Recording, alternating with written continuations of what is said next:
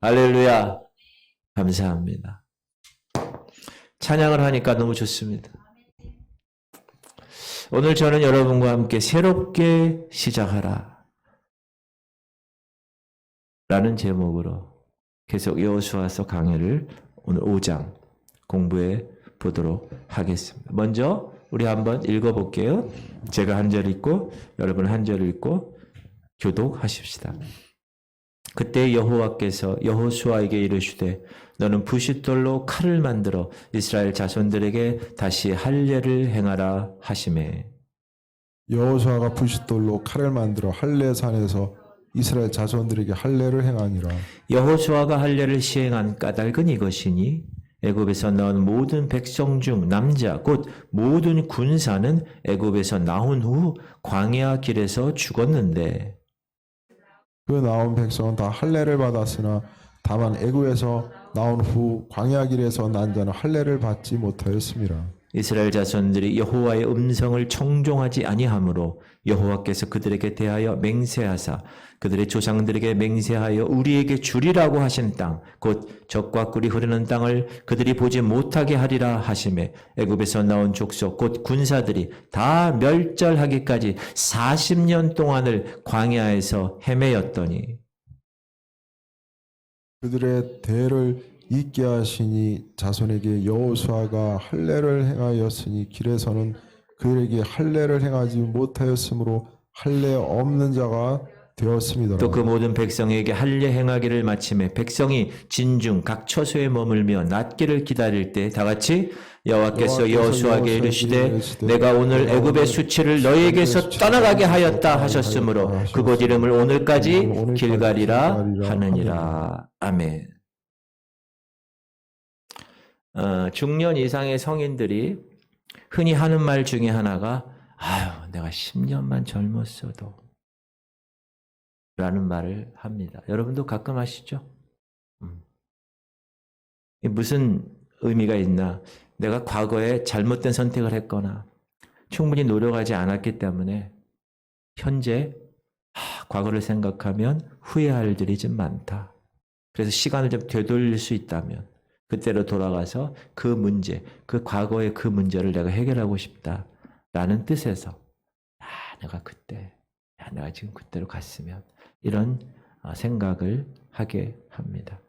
이러한 인간의 소망이 만들어낸 것 중에 하나가 타임머신이고 타임머신류의 이야기들이 소설로 영화로 만들어집니다. 그 대표적인 예가 Back to the Future 1980년대 개봉된 대흥행을 거둔 영화입니다. 이 영화의 주인공은 과거의 시간으로 돌아가죠.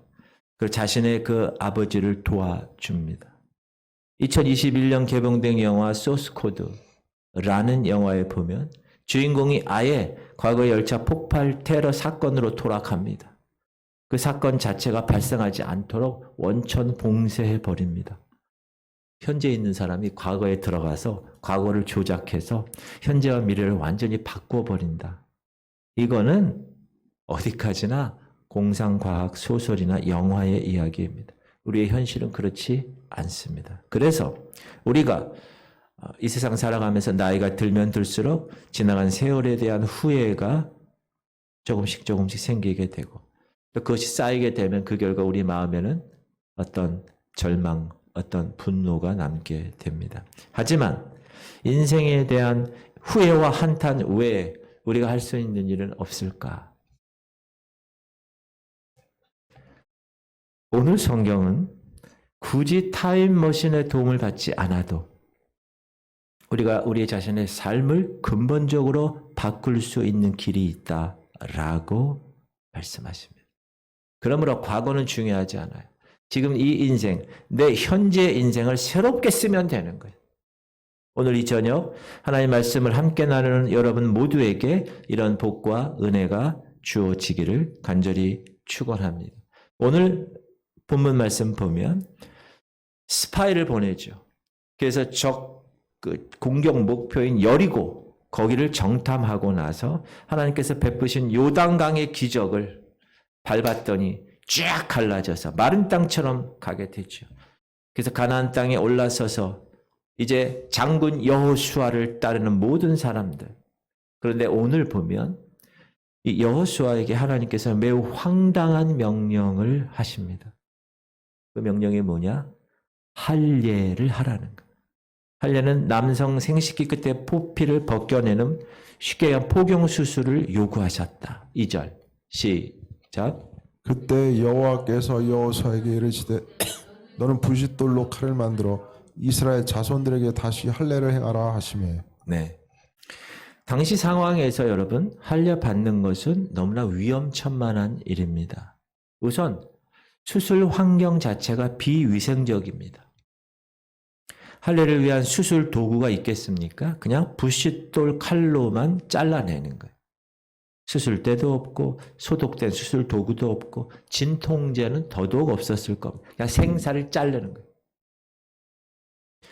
세균에 감염되거나 여기 간호사 계신 세균에 감염되거나 염증이 심해지면 어떻게 됩니까? 그것 때문에 잘못돼서 목숨을 잃을 수도 있습니다.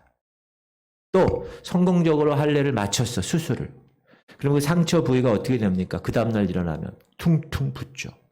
그거를 이제 아물려면 거의 한 일주일 열흘 이상 걸립니다. 근데 상처가 낫는 그 일주일 열흘 동안에 사실상 이 할례를 받은 이 모든 이스라엘의 전투에 참여할 수 있는 이 남자들은 전투는커녕 제대로 걷지 못하는 무방비 상태가 될 수밖에 없습니다. 그러므로 요단강을 건너서 이미 적군의 땅에 들어왔어요. 이스라엘 백성들이. 그렇게 적군의 땅에 들어온 마당에 이스라엘 모든 남성에게 하나님이 할례를 받아라 라고 얘기하신 것은 어떻게 보면 자살 행위와도 같습니다. 물론 하나님께서 이스라엘 백성들에게 요구하신 이 할례의 명령은 즉흥적인 명령은 아닙니다. 원래 할례가 여러분 하나님께서 수백 년 전에 이미 아브라함부터 이스라엘 민족의 조상 그 후손들까지 다 요구하신 명령이었습니다. 할례라는 건 뭐죠? 하나님 나라 백성의 표시입니다. 인증표입니다. 그러므로 할례를 받지 못한 남자가 있다. 그런 사람은 어떻게 취급받을까요? 하나님 나라 백성이 될 자격이 없다. 권리도 없다. 박탈당할 수밖에 없는 겁니다. 창세기 보면 시작. 너희 중 남자는 다 할례를 받으라. 이것이 나와 너희 후손 사이에 지킬 내 언약이니라. 약속이에요. 12절. 너희의 대대로 모든 남자는 집에서 난 자나 또는 너희 자손이 아니라 이방 사람에게서 돈으로 산 자를 막론하고 난 지 8일 만에 할례를 받을 것이라. 것이라. 할례를 받지 아니한 남자 곧 그 포피를 베지 아니한 자는 백성 중에서 끊어지리니 그가 내 언약을 배반하였음이니라. 하지만 당시 광야에 있는 이스라엘 백성들에게 있어서 할례를 받았느냐? 받지 않은 상태라고 아까 이야기했어요. 우리 읽었죠? 한 번 더 읽어볼게요. 시작. 이스라엘 자손들이 여호와의 음성을 청종하지 아니하므로 여호와께서 그들에게 대하여 맹세하사 그들의 조상들에게 맹세하여 우리에게 주리라고 하신 땅 곧 젖과 꿀이 흐르는 땅을 그들이 보지 못하게 하리라 하시매 애굽에서 나온 족속 곧 군사들이 다 멸절하기까지 40년 동안을 광야에서 헤매었더니 그들의 대를 잇게 하시니 자손에게 여호수아가 할례를 행하였으니 길에서는 그들에게 할례를 행하지 못하였으므로 할례 없는 자가 되었음이더라. 광야길에서는 할례를 행하지 않았다는 거예요. 할례를 못했어요. 그러므로 이제 여기에 도착한 이후에는 하나님께서 명령을 하십니다. 그러므로 이왕 40년 이상 할례가 미뤄졌는데 우리 생각에 가나안 땅을 완전히 정복하고 나서 할례를 행하면 어떨까? 굳이 현재 상황에서 할례를 받아야 된다면 어린애하고 할아버지들은 빼고 그들 먼저 시키고 군사들은 나중에 하면 안 될까? 왜 하나님은 하필 이 중요한 시점에서 이스라엘 모든 남성들에게 위험천만한 할례를 요구하셨을까? 한번 생각해 보세요. 이게 뭔지 아세요? 숭례문입니다. 우리나라 보물 1호. 2008년도 우리 애들하고 애 두 놈하고 제가 이 숭례문을 갔었어요. 2월 9일 날. 그리고 나서 보여주고 그 다음날 2월 10일 날 숭례문이 불이 나서 타버렸어요. 애들이 아빠 저 어제 본 거 아니야? 맞아. 야 너희들 마지막으로 제대로 된 숭례문 봤다. 지금 다 타버렸네. 그리고 나서 5년 3개월 만에 2013년도 5월 4일에 그 화재로 폐허가 되었던 숭례문이 복구되었습니다. 아까 그 사진은 복구된 사진인데 이 대공사를 위해서 총 공사비가 얼마 들었는지 아십니까? 무려 245억 원이 들었습니다. 주요 무형문화재 기능 보유자들이 참여했고 연 인원 3만 5천 명이 참여하였습니다. 대단히 많이 참여. 그런데 이런 막대한 자금과 인원이 동원되었음에도 불구하고 5년 3개월이라는 오랜 시간 왜 필요했을까? 공사 기간이. 그것은 우리나라의 보물 국보 1호인 이 숭례문을 복구하기 위해서 만약에 현대 건축 기술과 현대 건축 장비와 현대 건축 재료를 썼다면 의미가 없다는 거예요. 그걸 쓰지 않고 세밀하게 역사 고증을 통해서 전통적인 건축 기법, 전통적인 장비, 전통적인 재료를 사용했기 때문에 5년 3개월이라 걸린 겁니다. 예를 들면 그 위에 기와가 있어요. 기와. 여러분 거기 숭례문 위에 기와가 몇 장인지 아세요? 2만 3천 장. 직접 손으로 만들어서 굽는 것도 그냥 구운 게 아니라 충남 부여에 있는 한국전통문화대학교, 전남 장흥에 있는 전통기법으로 구웠고 깔돌인 박석은 강화도 매음리에서 가져왔고 단청 안료는 기존에 썼던 인공 안료가 아니라 천연 안료를 사용했고 현판도 조선시대 탁본을 구해서 원래의 모습으로 복원한 겁니다. 자, 그럼 이 숭례문 복구자들은 왜 이렇게 번거롭고 힘든 일을 5년 이상 그렇게 했을까요? 만약에 현대 건축 기술로, 현대 장비로, 현대 재료로 총동원해서 숭례문을 복구했다면 한 6개월 만에 했을 거예요.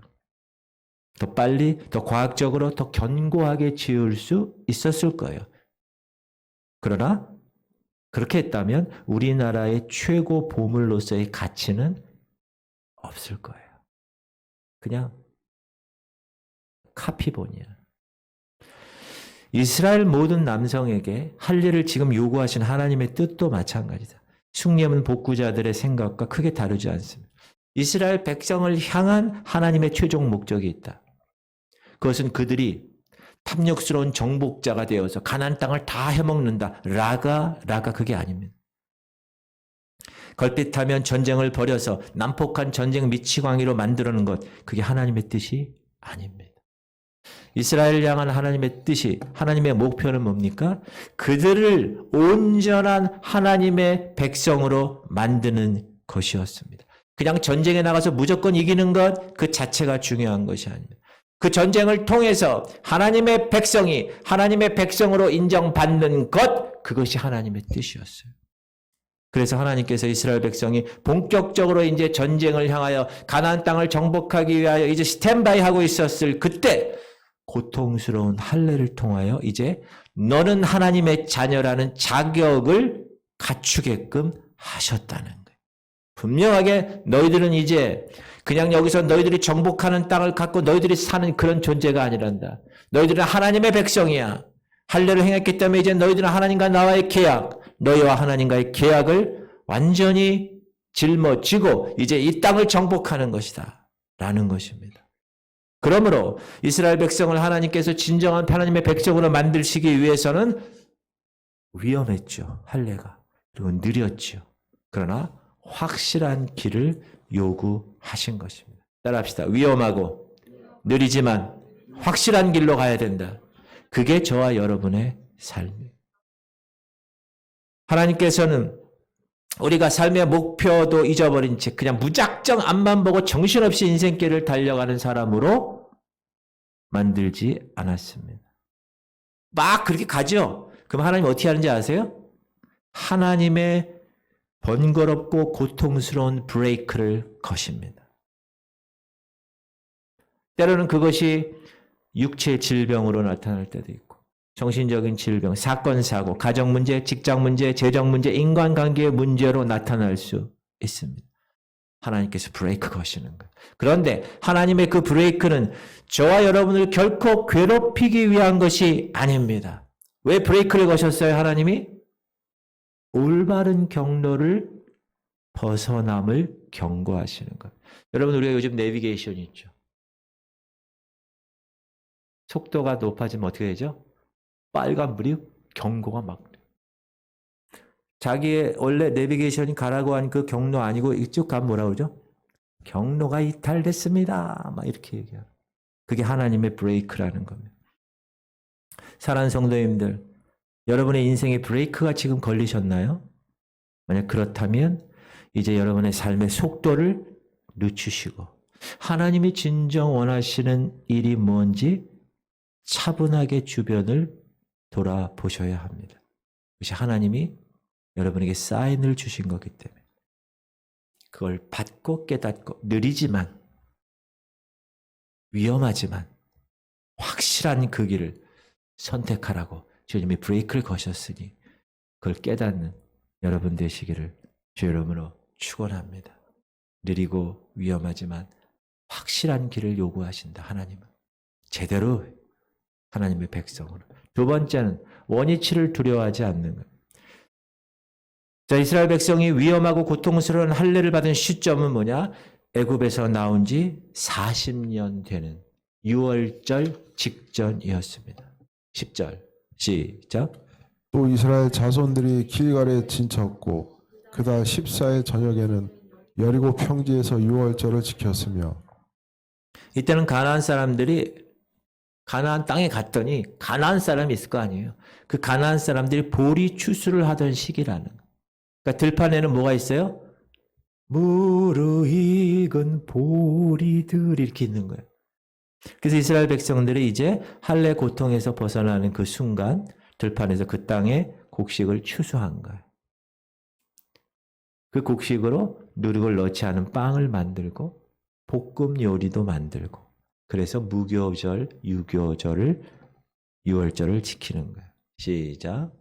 6월절 이튿날에 그 땅의 소산물을 먹되 그날의 무교병과 볶은 곡식을 먹었더라. 그 땅의 소산물을 먹은 거예요. 40년 내내 이스라엘 백성을 뭐 먹었어요? 만나를 먹었어요. 그런데 그 만나 40년간 먹어봐. 여러분, 이 약갈비 매일 드셔보세요. 매일. 한 3일 정도? 일주일 정도는 괜찮을 것 같아요. 근데 여러분 한 40년 드셔보셔. 40년. 제발 갈비는 갖고 오지 마. 만나를 먹는데 40년을 먹었어요. 그런데 40년 먹는 이스라엘 백성이 갑자기 무르익은 보리 추수를 해서 보리떡을 만들어가지고 6월절에 무교절을 지키는 거예요. 무교병 떡과 볶은 곡식을 먹은 거예요.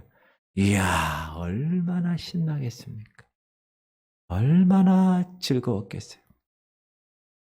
그런데 새로운 먹거리의 기쁨도 잠시 이스라엘 백성에게 매우 충격적인 사건이 벌어집니다.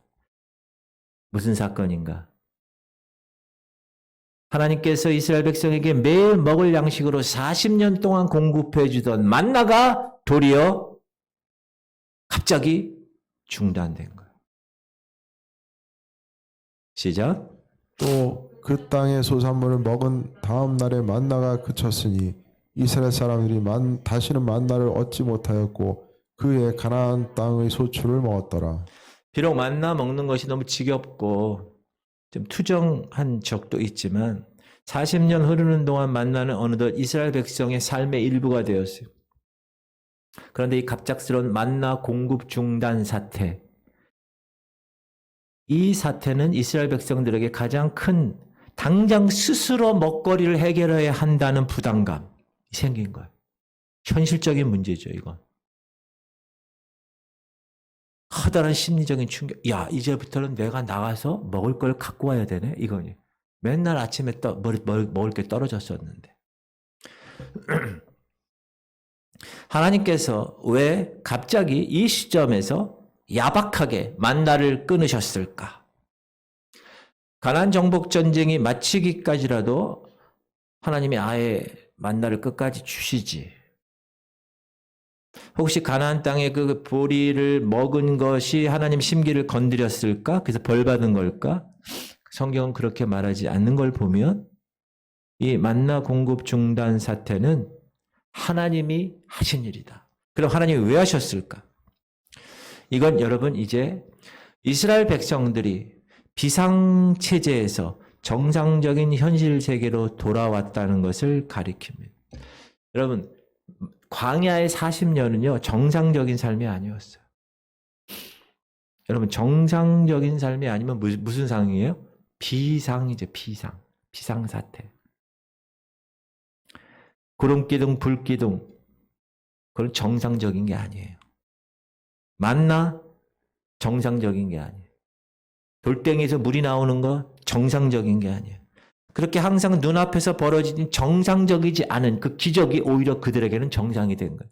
기적이 상식이 된 거예요. 이거 왜 이렇게 하셨어요, 하나님이? 그거는 이스라엘 백성을 가나안 땅으로 무사히 인도하시기 위한 하나님의 비상 조치였습니다. 특별 비상 조치였습니다. 이제 그런데 애굽에서 출애굽한 지 40년을 맞은 이스라엘 백성들이 언제까지나 이젠 그렇게 살 수가 없게 됨을 하나님이 아셨습니다. 왜냐하면 이제 이스라엘 백성에 약속하신 그 프라미스드 랜드, 약속의 땅은 현실 세계에 있는 땅이기 때문에 그렇습니다. 그래서 이제 그들은 40년간 하나님이 주신 그 은혜를 기억하고 냉혹한 현실 속에서의 가나안 땅으로 진군해 나가야만 합니다. 현실은 냉혹한 거예요. 따라서 이스라엘 백성이 비상식량의 만나가 아닌 이젠 정상적인 곡식을 심어서 추수해서 먹는 것, 그것이 이제 불가피하게도 당연한 결과가 된 것입니다. 쉽게 얘기하면 원위치 된 거예요. 원래 그 모습 그대로 40년 만에 현실 세계로 돌아온 겁니다. 여러분, 놀이동산 우리나라도 있잖아요. 에버랜드 이런 거. 근데 이제 저쪽에 가면 디즈니랜드나 이런 디즈니월드 이런 데가 있어요. 규모가 크잖아요. 근데 이런 데 가면 숙박 시설들도 많이 있습니다. 왜냐하면 그 시설을 한번 쫙 보는데 우리나라 같은 경우는 한나절 하루 정도면 보잖아요. 근데 거기는 워낙 크니까 며칠 묵으면서 관광을 하는 여객들이 많기 때문에 그래요. 그런데 거기서 오래 있으면 있을수록 그 꿈 같은 세상에서 떠나서 다시 내가 각자의 가정이나 학교나 또는 일터로 돌아가는 것이 좋을까요? 싫을까요? 싫어요. 거기서 며칠 이렇게 꿈 같은 그런 살다가 이제 내가 다시 들어가야 된다. 그러면 싫어집니다. 현실 감각 둔해집니다. 비현실적인 공상에 사로잡혀요. 그런 후유증이 있어요. 그러므로 정상적인 사람은 적절한 시간이 되면, 어느 시점이 되면 이 환상적인 놀이동산에서 나와야 합니다. 왜냐하면 놀이동산은 그냥 임시 놀이터일 뿐이에요. 정작 사람들이 구슬땀 흘리며 자신의 꿈을 펼치기 위한 그곳은 놀이동산이 아니에요. 자신의 일상적인 현실 세계에서 그렇게 살아가는 것. 성도님들 중에서도 놀이동산 후유증과 유사한 증상을 겪는 분들이 있습니다. 어디 기도원 갔어요. 은혜 받았어요. 말할 수 없이 행복하죠. 그런 경험 있는 분들은 다 공감하실 것입니다. 그러면 이렇게 말하는 분이 가끔 있어요. 목사님, 저는 더 이상 이제 가정에 돌아가고 싶지 않아요. 직장 다니고 싶지 않아요. 그것은 너무 고통스러워요. 저를 못 살게 구는 사람도 많아요. 그냥 돌아가지 않고 이곳에서 마냥 살 수 없을까요?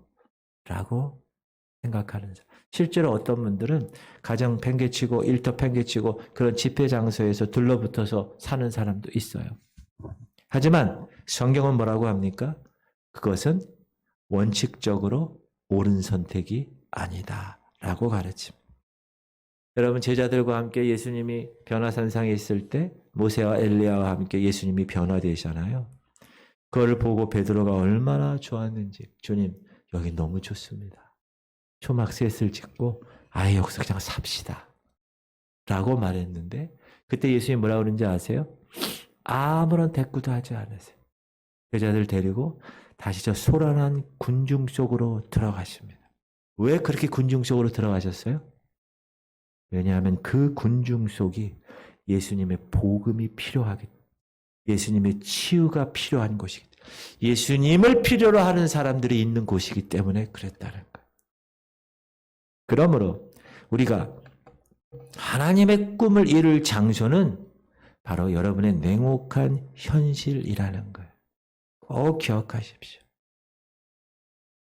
남몰래 숨죽여 눈물을 쏟아야 하는 그 현실, 바로 그 현실, 천당과 지옥을 오고 가는 체험을 하는 그 현실, 바로 그 현실이 여러분이 정복해야 할 약속의 땅이라는 겁니다.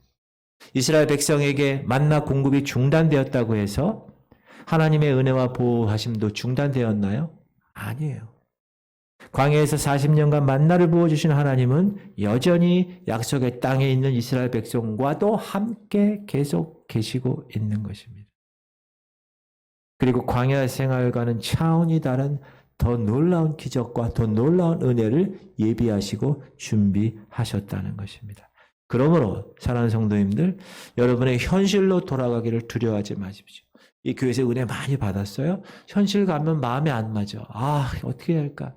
그러나 그 현실이 고되고 어렵다 할지라도 하나님이 여러분을 그곳에 보내시고 그곳에서 하나님의 놀라운 은혜와 놀라운 능력을 보여주시는 현장이기 때문에 여러분이 그곳에 가서도 어떻게 원위치에서도 하나님의 놀라운 사람으로 사셔야 합니다.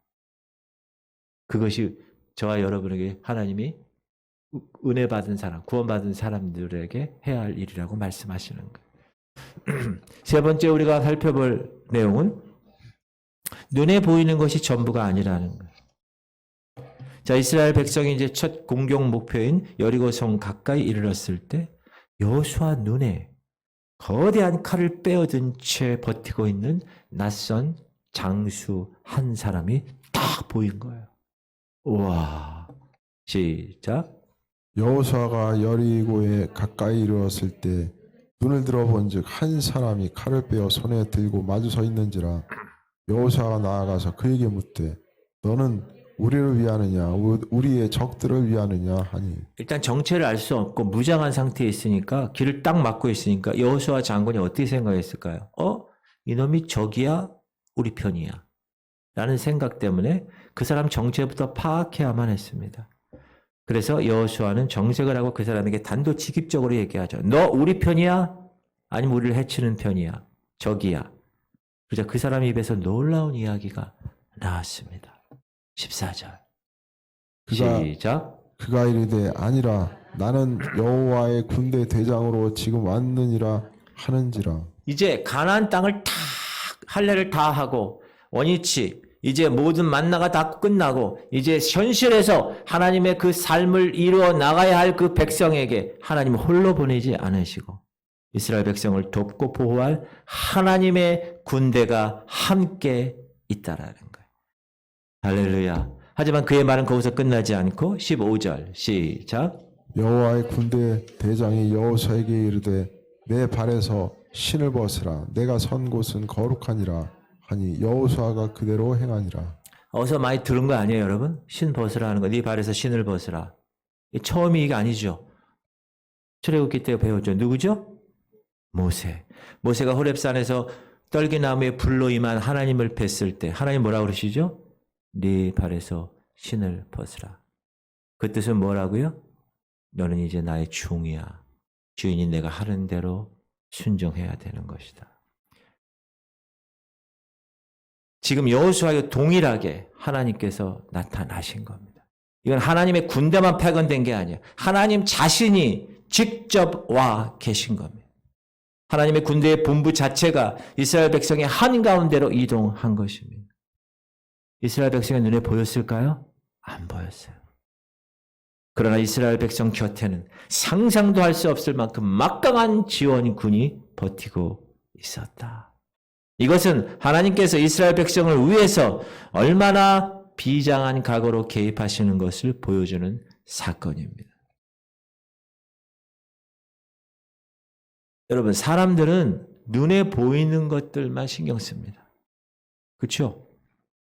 눈에 보이지 않는 것들에 대해서는 별로 신경 쓰지 않아요. 관심이 없어요. 한 10여 년 전에 이 동북아시아에 이 살인 진드기로 불리는 작은 소참 진드기가 와서 사람을 죽인 경우가 있었어요. 중국도, 중국 사람, 일본 사람들, 우리나라 제주에서도 희생자가 났는데 이 살인 진드기에 물리면 일주일 정도 잠복기를 거쳤다가 갑자기 열나고 구토하고 설사하고 온몸이 쑤시면서 혈소판 수치가 쫙 떨어지면서 내부 장기가 다 손상되고 치사율이 30% 이릅니다. 10명 걸리면 3명이 죽는 거예요. 대단히 높은 겁니다. 그런데 문제가 뭐냐? 이 진드기를 퍼뜨리는 바이러스에 대한 항체나 이 바이러스 항체나 이 백신의 치료제가 없었다는 거예요. 그래서 할 수 있는 일이 뭐냐? 진드기에 물리지 않는 방법만 있었다. 이처럼 우리는 눈에 당장 보이지 않는다고 해서 무엇이든 무시하거나 부정하는 것, 그건 매우 어리석은 것입니다. 많은 경우에 인간의 생명을 위협하는 것이 뭡니까? 눈에 보이지 않는 것, 세균. 지금 우리가 겪고 있는 코로나 바이러스도 마찬가지예요. 여러분, 오늘 통계를 제가 찾아보니까 전 세계 코로나 때문에 죽은 사람만 말씀드리면 전 세계에 죽은 사람이 몇 명인지 아세요? 667만 명. 우리나라 경우 사망자가 몇 명인지 아세요? 31,611명. 3만 명이 죽어. 엄청난 숫자죠. 왜 죽었죠? 눈에 보이지 않는 바이러스 때문에 죽었습니다. 그렇다면 눈에 보이지 않는 존재들 중에서 가장 위대하신 분이 누굴까? 하나님이시라고 성경은 이야기합니다. 눈에 보이지 않아요, 하나님은. 그 하나님이 이 세상을 움직이고 계신다는 것. 그리고 하나님이 하나님의 백성들, 저와 여러분 하나님의 백성 맞습니까? 하나님의 백성들 위해서 천하무적의 하늘 군대를 갖추고 계시다는 것. 할렐루야. 이 시간 여러분 곁에 봐봐요. 하늘의 군대가 보입니까?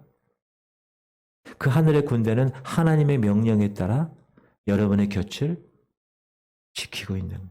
믿으십니까? 그러므로 여러분이 냉혹한 현실 가운데 원시된다.